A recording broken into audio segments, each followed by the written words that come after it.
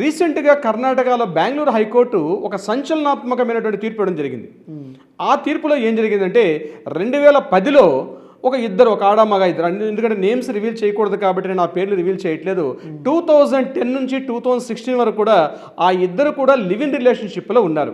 అంటే బెంగళూరులో ఉన్నటువంటి ఈ వ్యక్తులు ఏం చేశారంటే శివమొగ్గ వెళ్ళారు.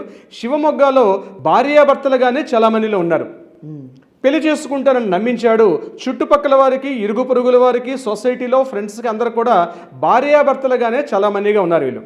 అతను ఏదో జాబ్ చేసేవాడు, ఈ అమ్మాయి కూడా జాబ్ చేసేది, బాగానే ఉండేవారు. అయితే కొద్ది రోజుల తర్వాత ఇతని యొక్క ఆగడాలు ఎక్కువ జరిగాయి. అంటే ఆమె మీద ఫిజికల్ అటాక్ చేయడం కానీ, హ్యాండ్లింగ్ చేయడం, అబ్యూస్గా తిట్టడం, mental torture, physical torture, financial torture, ఇలా రకరకాల టార్చర్స్ అన్నవి ఆమె మీద అతను ఇంపోజ్ చేయడం మొదలుపెట్టాడు. ఒక దశలో ఆమె మీద పెట్రోల్ పోసి ఆమెను బంద్ చేయాలని కూడా ప్లాన్ చేశాడు దశలో. అయితే ఇలా గొడవలు పడుతుండగా ఏం చేసినట్టు ఆ మీద పోలీస్ స్టేషన్లో కంప్లైంట్ చేస్తారు. సార్ ఈ డిస్కషన్ అవుతుండగా 2016 అక్టోబర్ 25న ఇంట్లో ఉన్నటువంటి ఫర్నిచర్తో సహా మొత్తం తీసుకొని పెట్టకుండా అతను అక్కడి నుంచి అబ్స్కాండ్ అయిపోయాడు. సదర్ ఈ హస్బెండ్ అని చెప్పుకున్నటువంటి ఈ వ్యక్తి.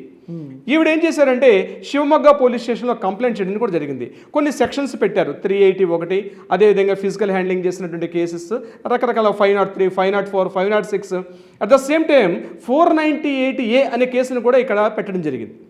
అక్కడ పోలీసులు 498 వేశారు.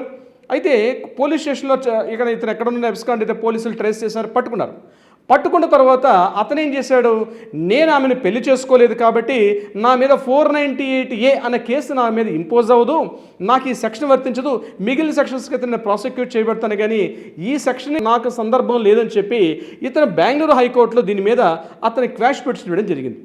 బెంగళూరు హైకోర్టులో బివి నాగరత్న గారు దీని మీద జడ్జిమెంట్ చెప్తూ ఒక సంచలనాత్మకమైన తీర్పు ఇవ్వడం జరిగింది. ఈ జడ్జిమెంట్ ఏదైతే ఉందో ఎంటైర్ ఈరోజు లివ్ ఇన్ రిలేషన్షిప్లో ఉన్నటువంటి ప్రతి ఒక్క మహిళ కూడా ఈ వీడియో తెలుసుకోవాల్సిన విషయం.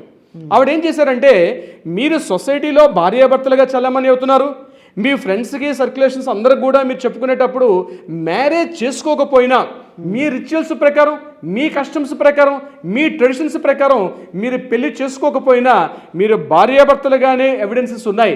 నైబర్స్ కానీ, ఇన్ ఫ్రంట్ ఆఫ్ హౌస్ కానీ, పక్కన ఉన్నటువంటి వాళ్ళు కానీ, కింద కాయగూరలు అమ్మే వ్యక్తి కావచ్చు, ఎవరైనా కావచ్చు, భార్యాభర్తలుగానే చలమని అయ్యేటప్పుడు వాళ్ళు క్లియర్గా చెప్తున్నారు భార్యాభర్తలే. సో ఈ ఎవిడెన్స్ కూడా యాక్సెప్టబుల్ అవుతుంది కోర్టులో కూడా. సో డెఫినెట్గా 498A కేసు అన్నది డెఫినెట్గా ఇతని మీద ఖచ్చితంగా ఇంపోజ్ చేయొచ్చు, ఇతన్ని కూడా ప్రాసిక్యూట్ చేయాలని చెప్పడం జరిగింది.